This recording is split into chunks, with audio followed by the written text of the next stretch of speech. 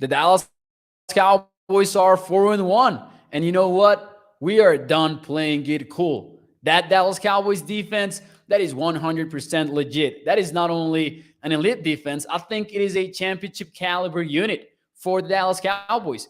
Dallas beat 22-10 the LA Rams on a Sunday game that even though the Rams were weakened coming into this one, let's not act like the Cowboys were not led by a backup quarterback. So we'll talk about it on tonight's episode. I am excited. I'm sure that you guys are as well. This is the fourth consecutive win by a Dallas Cowboys team that some of us thought that the season was in jeopardy right after week one when Dak Prescott went down injured.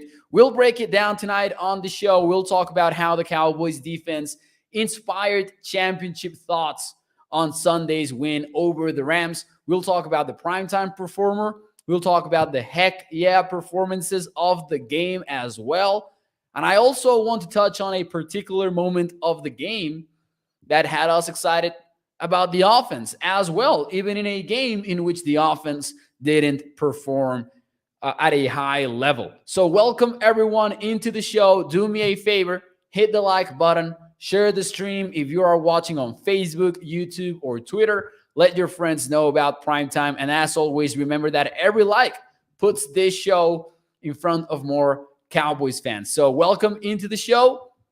Do me a favor, share the show once more, and shout out to some of the people here in the YouTube chat. Toxic Tom saying championship thoughts, stop. But hey, hear me out. Hear me out. Don't worry. I will get to it, Toxic Tom. I'm not calling this a Super Bowl ready team just yet, but it does give us championship thoughts on one aspect. We'll get to it. Floyd, what is up on the Facebook chat? Ernie says, need to get Pollard more time in. Maurice Thomas is a great win. Shout out to my tocayo in English, Mauricio, Maurice. Shout out to him. Peter Rizzo on Facebook as well.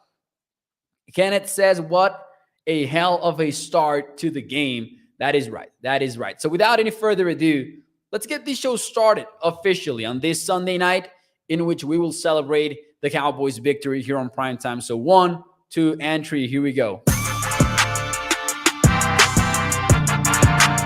What is up, everybody, and welcome into A to Z Sports Dallas Primetime. I am your host, Mauricio Rodriguez, streaming with you live every Sunday through Thursday night at 8 p.m. Central here on Dallas On Demand Sports Talk Network with a lot more content coming your way. Make sure that you check out a2zsports.com/Dallas. We've got new Cowboys articles up there every single day of the week. And as always, remember that Primetime is brought to you by our friends over at freemanmazda.net. We will talk more about them and the ride of the week in a few moments here on the show. But before we do any of that, let me know in the comments straight up, what is your one word to describe today's win over the Rams?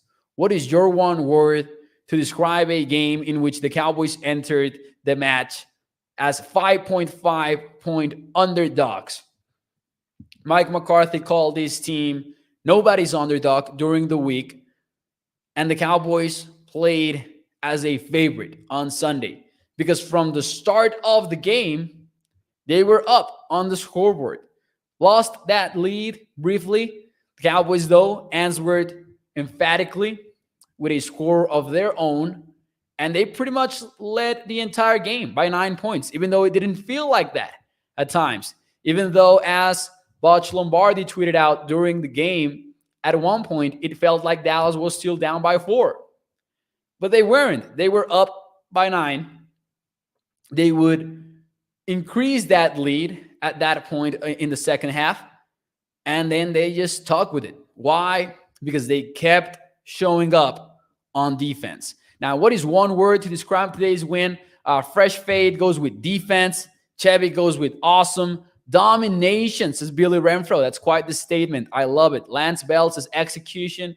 Toxic Tom says gritty. Kenneth going with excellent. Maurice goes with tough. Defense for Chris Holt. Floyd goes with breathtaking. Huge, says Mel Hayes. Impressive for Rita. Doomsday for Bruce. And I know that doomsday will cause a lot of memories for Cowboys fans watching the show. Anthony, thank you for your comment. Thank you for your comment here as well. Now let's talk about it. My one word, and it might sound like an overstatement, but it's fine. I will explain myself. I'm going with championship. As you can see from the title of this video, I think that these Cowboys win, and I wrote about it for adcsports.com/Dallas. I think that this win inspired some championship thoughts. Now, I'm not saying that Dallas went out there and looked like a Super Bowl ready product. Definitely did not. The offense is still a huge question mark. They have been playing with a backup quarterback, so the Cowboys offense is not being what we want it to be, not even in a 4-game winning streak. So there is that. CeeDee Lamb had a drop on third down. Michael Gallup had a drop on third down. There were some penalties that, they're tough. Tyler Smith got called for 2 holdings. Now, granted, that happened versus Aaron Donald, who's not only in the conversation to be the best defender in the NFL, he's in the conversation to be the greatest ever on defense. So I will give him a pass on that, to be honest. And I will also note that we didn't hear about Aaron Donald that much in the second half. That's one of the things that I want to review on the All 22 when it comes out. And of course, on the regular broadcast replay that I will watch later tonight or tomorrow morning. But I think that this defense really inspired some championship thoughts. And there are a lot of reasons why. It's not only about Micah Parsons getting a couple of sacks in there. It's about 5 different players recording a tackle for loss. Tristan Hill, Sam Williams, Ozo Odighizuwa had 2 of them. Anthony Brown had 1. Micah Parsons had another. 5 different quarterbacks getting a quarterback hit in there. 4 sacks by the Cowboys. 5 sacks total. 4 different Cowboys players getting some sacks. And the fact is that they kept showing up. This is not the same defense as in different years in which you kind of went, oh, you know what? They're bound to break down at the last moment. They're bound to get tired. They're bound to get to that moment in which everything collapses.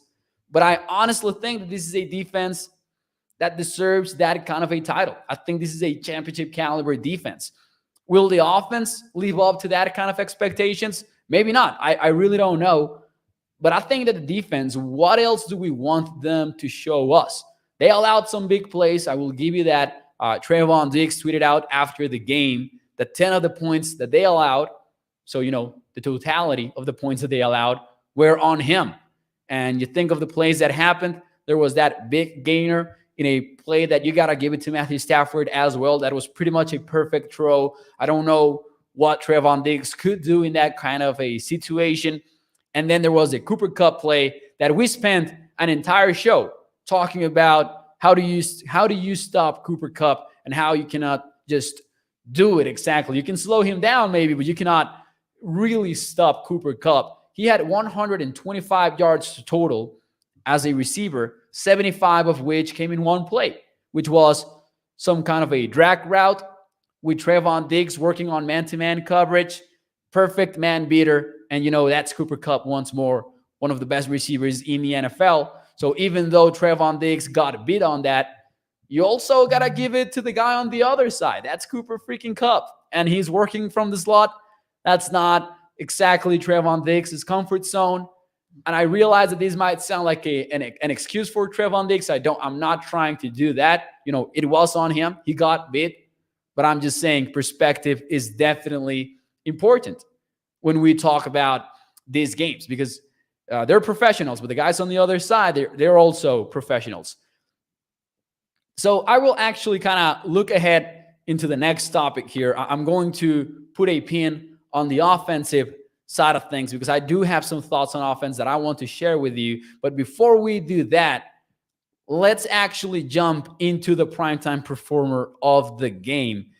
As you guys know, this is the player of the game. So let me know in the comments to you, who was the primetime performer of the game? Let me know in the chat. While you do so, let me talk to you about our friends over at freemanmazda.net, because the ride of the week it's a new one, 2022 Mazda CX-9 Grand Touring. This one starts at $46,700. $785.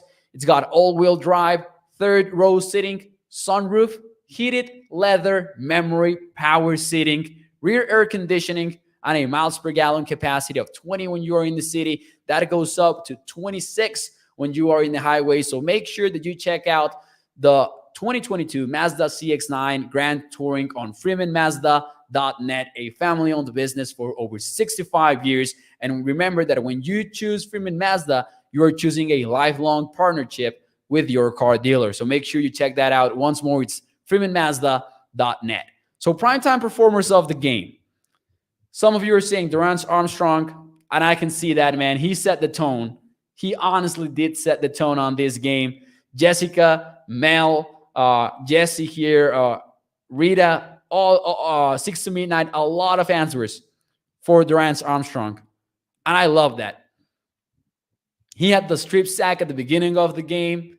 He put the Cowboys on the driver's seat right from the get-go, and then the blocked punt on special teams.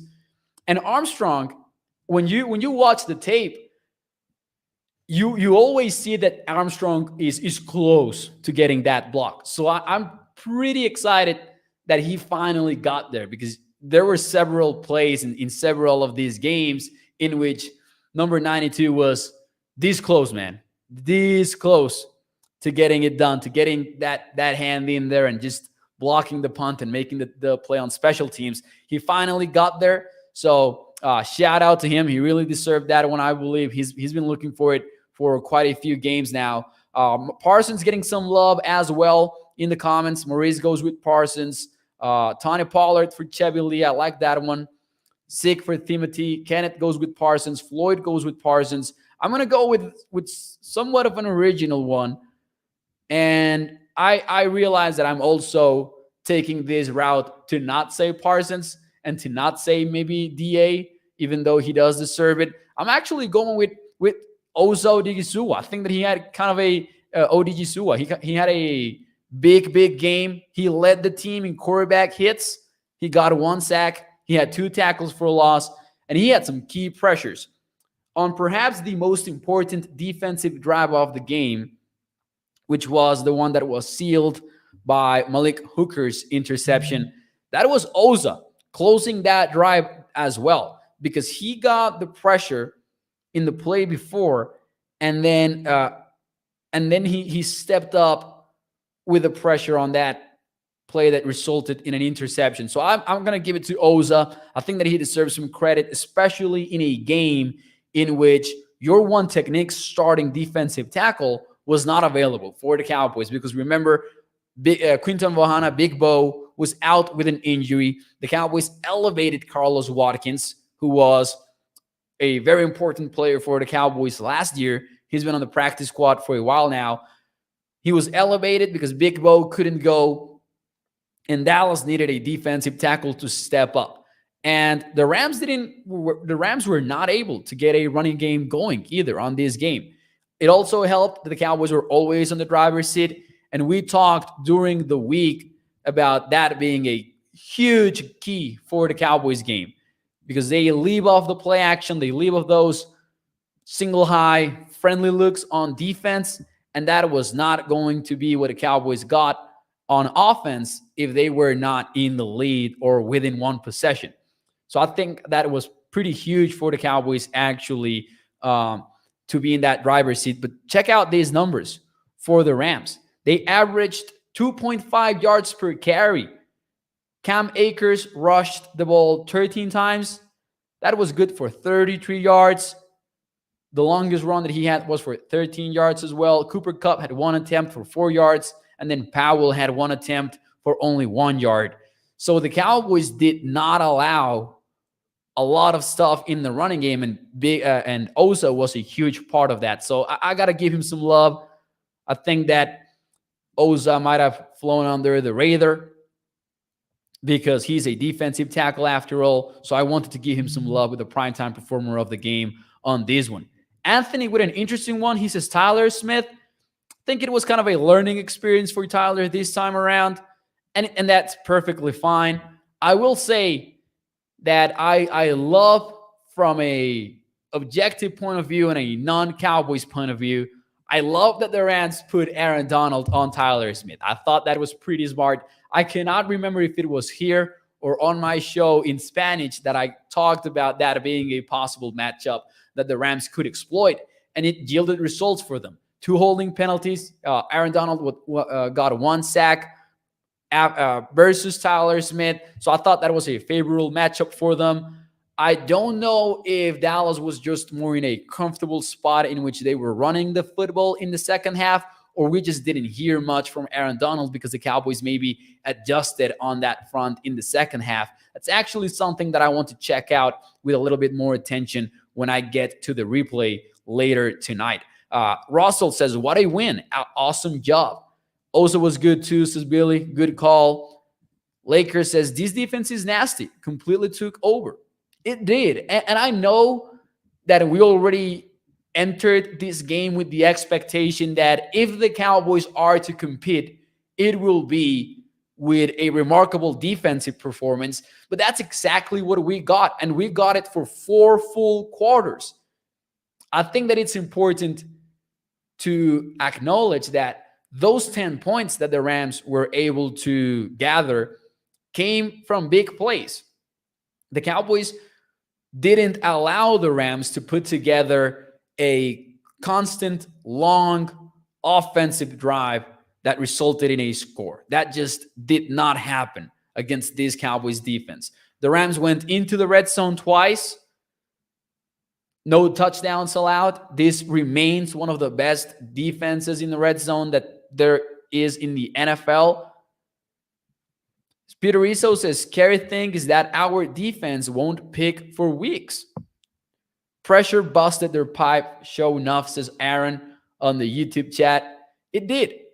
And Matthew Stafford did not look comfortable at all throughout the entirety of this game. Since the moment that it started, the Cowboys were on their neck consistently. Micah was getting all of the attention by the Rams. One of his sacks comes in a play in which both the right guard and the right tackle are on Micah Parsons. D-Law goes unblocked to just collapse the play entirely. Matthew Stafford bails to the right, and then Micah ends up getting the sack. But that was a pressure that D-Law started because he was unblocked thanks to the right guard and the right tackle just sliding towards Micah Parsons. And it's consistent, man. Micah is getting that elite treatment from opposing offenses in which they're just focusing every possible resource on him. But then as you guys are saying in the YouTube chat and the Facebook chat, and as I mentioned here with some of the stats, Sam Williams made plays. Tristan Hill made plays. Osa, D-Law, Dante Fowler had some plays as well. This is a crazy deep defense. And it starts with the defensive front. Definitely does. The secondary, however, also looks pretty cool. Anthony Brown was making plays on Cooper Kupp. Tyler Higbee was getting blown up by Trevon Diggs.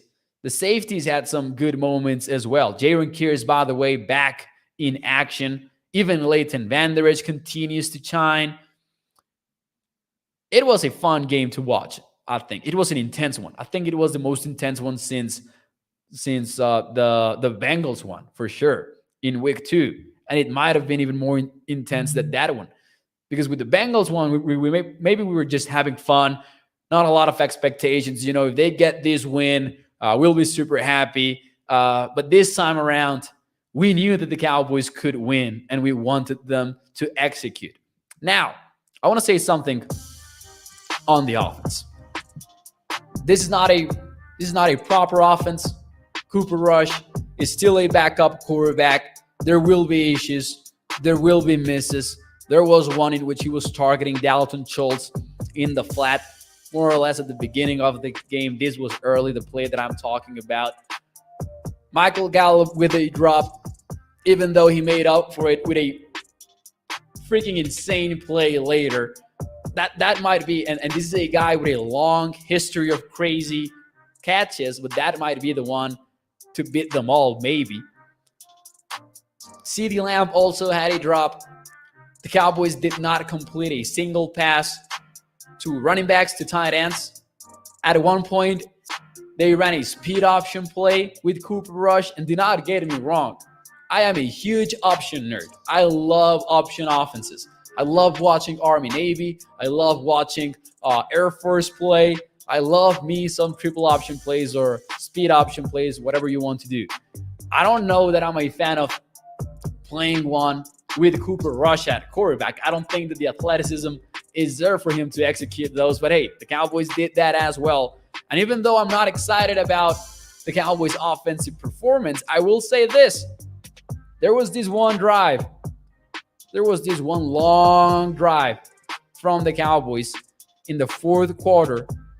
They got the football with 11:09 left in the fourth quarter.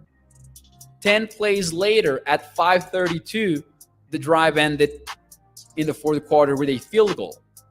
That was an impressive drive. Didn't end in a touchdown. And, I do think that it's important for us to kind of always keep in mind this is a backup quarterback-led offense. You got to understand if they don't put those touchdowns on the board, even if it is frustrating. But Zeke had a 3-yard rush attempt. He had another that went for 7 yards. Then Tony Pollard entered the game, and this is play after play. 8 yards. Tony Pollard, 3 yards. Then they lost 2 yards, right? And then Cooper Rush passed the ball for 11 yards to CeeDee Lamb. They really ate the clock up on that one drive. That was a long 10-play drive by the Cowboys. And even though there's not much to be said of this Cowboys offense, that moment specifically was pretty impressive, actually. That one was pretty impressive. And that was the Cowboys giving the defense some rest, really winding down the clock, and really just taking the soul out of an LA Rams team that knew that they were down 2 possessions. That was a huge moment of this game, and I think that was an underrated one. Now, on top of that, you get some explosive plays with Tony Pollard. You get that big-time throw to Michael Gallup. You get some big plays with CeeDee Lamb in there. They did enough once more. It's tough to win in the NFL and to produce offensively in spite of not having a starting quarterback, which, by the way, I would bet that Dak does not play versus the Eagles next weekend. And we might talk about that later in the week. But there's already a betting spread for the Cowboys-Eagles game, and it sits at 6.5 points. I think that the betting markets are expecting Dak Prescott to miss yet another game, which would also fit what Rap Shit from NFL Network had to say this morning when he indicated that Dak would not be ready to go, or that it would take a massive development for him to be ready to go. So we'll find out more on Monday and maybe Tuesday, Wednesday when the Cowboys first practice. But be ready for another Cooper Rush game versus the Eagles, who are the undefeated team in the NFL right now. Should be a fun Sunday night football game. We'll talk more about it later in the week. Now, some of your comments here. Let's get to it. Lamb and Gallup cannot be dropping those, says Paul. Paul, I think you're completely right. I agree with you. Couldn't agree more. Paul says, nice route by Gallup. Then he short arms it. And Ryan Clark tweeted out that quote, that $1 million route and a nickel catch ain't worth a dime. And it's true. It really is true. Gallup cannot drop those. Even though he made up for it later in the game, that's still one that you have to have that one. You need to catch that one. I want Pollard handling the load, says Aaron on YouTube. And I actually low-key like the way that the Cowboys have balanced things at running back. I think that they've done a pretty good job in there. This time, what was it? We had 8 carries for Tony Pollard, 22 for Ezekiel Elliott. Pollard's 86 rushing yards really helped out with a 57 gainer. It's tough. It's tough to balance those plays, those attempts between Pollard and Zeke. I love Pollard's explosiveness. You guys know this. But those pass pro issues are real. And there was yet another example of that on Sunday when Pollard was not able to figure out that blitz from Jalen Ramsey. I do want to see that play once more, kind of see what the read could have been for Tony Pollard. Because if I'm not mistaken, there's also a linebacker in there that maybe if it was a dual read for Tony Pollard, maybe he had to pick up the linebacker inside. But I think that he had to figure out that Jalen Ramsey was coming on the edge. So those pass pro issues really do eat up those opportunities for Pollard, I believe. I think they've overall done a better job this season, though, balancing their running back usage. But Pollard is 100% the most explosive running back between the two.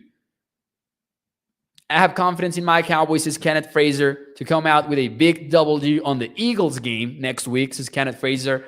I did not have a pick there yet. I know that I will struggle to make that pick because, and maybe I will offer just some quick thoughts before we get to the heck yeah list, which is the bullet points that we want to get to as well before we leave tonight. But I will tell you this. It's difficult to make a pick there because the Eagles, they do have a starting quarterback. They are a balanced team that sits atop the NFL in several statistical categories, which is not the case for the Rams, for example, who came into this game as the 26th most efficient team in the NFL. Meanwhile, the Eagles are in the top 5, maybe even top 3. And if they don't, Maya is doing, all right, I'll get to that comment, Tommy, here in a few moments. But the thing about the betting spread, which is 6.5 in favor of the Eagles, if the Cowboys offense falls behind 2 scores, the game could be over, right? Which is what I was afraid of on Sunday's game. I picked the Cowboys. We took the Cowboys. I'm betting the Cowboys, which, by the way, we improved to 5-0. I'm excited about that start in the betting world here on Primetime. It didn't happen, fortunately. But that's why I still hesitate, even though you look at the spread and you think, oh, those are a lot of points for the Cowboys, until the game is not close for a brief moment, and then it just spirals out of control. Tommy915 says, Mo, did you hear Sky is doing the one chip challenge when we get to 20K subs? Are you in? LOL. I don't even know if I want to know what the one chip challenge is. What's the one chip challenge? I really don't know. Oh man, is that like a hot sauce kind of challenge?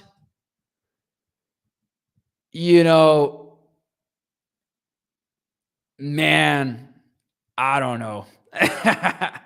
I don't know if I'm in for that. The Mexican boy in me definitely wants to agree to it. That's the hottest chip in the world, says Kenneth Fraser. Woo-wee. I will just act as if I didn't read that comment and just move on. Let's get to the heck yeah list. As you guys know, we're doing this every game day from now on. What's one bullet point or one thing, one player, one performance that you want to get to, that you want to shout out? What's on your heck yeah list that maybe we haven't gotten to yet? I have 3 points on my bullet list. What is your heck yeah list? Here we go. Here's mine. McGovern. I need to admit that I never thought that I would have Connor McGovern in my heck yeah list. But you need to include him there. Overall, it might not have been the cleanest game, but when Tony Pollard goes 57 yards in a play in which you sealed the gap versus Aaron Donald, you're getting a shout out. You're getting on the heck yeah list. That's exactly what Connor McGovern did on Sunday versus the NFL's best, or second best, maybe. Shout out Michael Parsons. But yeah, McGovern deserved a spot here. He wasn't an issue in a game in which the Cowboys were not able to play with Jason Peters. He was not even active As you guys know, he suffered an injury on Friday. So McGovern deserved a shout out here. Let's see some of your answers here. Bruce with the Bones Fassel. How about the Rams pulling out the tricks, by the way? Fake, punt, a trick play. That's what you do when you face contender teams, honestly. It really goes to tell you how much respect the Rams had for the Cowboys on this game. Fair is fair. Toxic Tom says Money Macker, and I love that one because as you can see on my heck yeah list, I've got the long snapper situation. The Cowboys played without Jake McQuaid for the first time this season. Matt Overton was the guy who got the call, a long snapper that came into this game with 126 games under his belt. And still, there are some concerns when the operation changes mid-season. The timing might not be the same. The power from the long snapper might not be the same. The accuracy, all of that really just changes the entire rhythm for a field goal unit. That's all about that. It's all about rhythm. So that was a major concern for me heading into this game. So pretty excited that Maher went 3 for 3 in field goals. They missed the extra point. Might have had to do with that. I would bet that it did. But yeah, long snapper situation, that goes in the heck yeah list, especially because this is no short-term injury. Jake McQuaid is done for the season, and we needed to know. We needed to know that the Cowboys would be fine. I know that we don't think much about long snapping, but it was a big deal heading into Sunday, and fortunately the Cowboys were able to just check that box. What else do we have? Tommy915 says Durant Armstrong has made us say Randy who? And I know that they go tied, together. Seems like we cannot have a conversation about Armstrong without mentioning Gregory. But, Randy was doing a pretty good job for the Broncos before the injury, so I'm not going to make that into that conversation. But Armstrong, lights out, man. Armstrong is showing up for the Cowboys every week. And he was a major, if not the biggest contributor for the Cowboys win this Sunday. Chain said the defense giving up 14.4 points a game. Sam Williams making plays versus Sam Williams making plays. Heck yeah, says Eltino. There you go. O-line held its own without Peters, says Paul. That goes in the list. Heck yeah, with the Parsons sacks, says Kenneth Fraser. Cutting down on the penalties, says Rita. I like this one. How many penalties did the Cowboys have? They had 5, if I'm not mistaken. Let's see here. 5 penalties for 42 yards. The Rams had only 3 penalties, by the way. People wanted to get more holding calls on Michael Parsons. That was a conversation on Twitter, at least. But here's the best part. The Rams, out of those 5 penalties, only 2 resulted in first down for the Rams. So maybe that was also why it felt like the Cowboys had less of those. Let's see, man. I thought that was Smith with his hands and Donald in that play. On the Tony Pollard run, that was actually McGovern. But there were definitely some big plays with Tyler versus Donald. We've got a bot in here. I'm guessing that people are already on it. But if not, I'm going to block it. Anyways, the Rams were thirsty. This is Paul. Pollard, whole defense is Russell. Cooper Rush struggled some. That will really improve the team, says Russell. And yeah, he did. I think that was kind of expected given that the Rams came into this game as one of the best defenses versus the run. Shut out the Rams in the second half. Hell yes, it's 6 to midnight. That's true. The Rams scored 10 points in the first half and 0 in the second half. And that's the thing about this defense too. You go up on that scoreboard, and that defense is able to just pin the ears back and go after the quarterback. You gotta love that. Cowboys continue the 1 touchdown allowed per game streak. This is Tommy915. Thank you to Tommy, by the way, for handling the butts. Roughing the passer was not a penalty, says Timothy Harrison. That's true. That roughing the passer was complete and utter BS, man. Toxic Tom says, what a Mets way to end the season. I'm super excited because I made some risky bets on baseball this weekend. I went with every underdog except for the Guardians Rays series to win the series, just because I thought best of 3. Come on, we cannot predict that. So I took the positive odds on every possible series, and I never expected to go 3-0. I thought maybe I will go 2-1 and just call it a profitable thesis that we cannot predict 3-game series, but ended up going 3-0 apparently. Is the game over, Toxic Tom? I stopped watching. Let me know. The Yankees will dominate, says Timothy. I hope so. Al Johnson, thank you for the comment and the donation. He says, I was at the game, and that was a home game for us. Let's go Cowboys. That's true. Hey, Dallas dominates LA. The Cowboys show up. Cowboys Nation show up to SoFi Stadium, and you got to love that. The Rams, in case you guys missed that, the Rams practiced with crowd noise. And I don't think that's new. I think that they have done that before when they play in LA. But imagine that, having to practice with crowd noise when you are the home team. And I know that the Rams maybe don't have the strongest home field advantage anyways, but I can guarantee you it doesn't get as loud with any other team in there. It has to be the loudest when it's the Cowboys. Mo taking his winnings to get a new car with Freeman Mazda, says Toxic Tom. Exactly. That's some smart investing. That's some, I am choosing a lifelong partnership with my car dealer by going with Freeman Mazda. It's pretty much over. 6-0, top of the 9th. I just want to see the Padres ask for a pitching review before the game's over. I hope that they do that. That would be amazing. Anyways, thank you guys. That will be it for me tonight here on ADC Sports Dallas Primetime. 4-1 for the Cowboys. You got to be excited about where the season is heading. And next week will be huge for Dallas. It will be massive. I don't know who I am picking. I might not know until Thursday when we have to do the PV show here on Primetime. I'm nervous about it already. Big weekend for Dallas.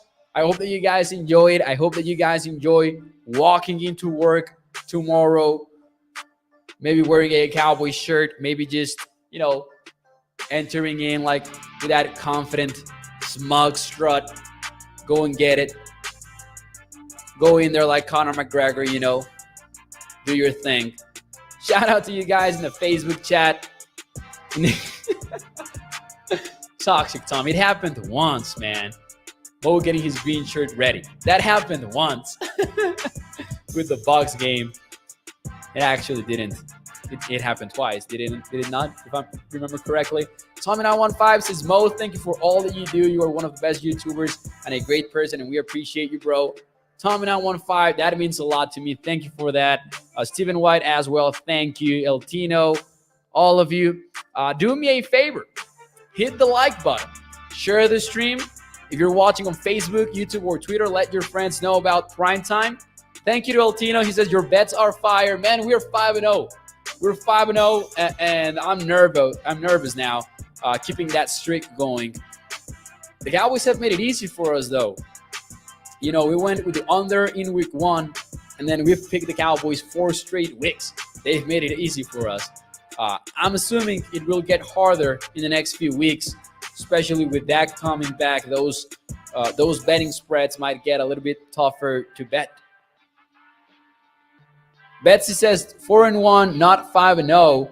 But I'm talking about betting the Cowboys here because El Tino said that the bets are fire. On betting the Cowboys on that segment, we are 5-0 because we took the under in the first game of the year versus the Bucs, and that was a huge under. But yeah, the Cowboys are 4-1. Good teams get the W. Great teams cover the spread. Most is Toxic Tom. Exactly. Rush is 5-0 also. That is right. Good night, everybody. Hit the like button, and I will see you tomorrow night at 8 p.m. Central. Prime time brought to you by our friends over at freemanmazda.net. And check out the articles over at atcsports.com/Dallas. Thank you very much. Bye-bye. Adios.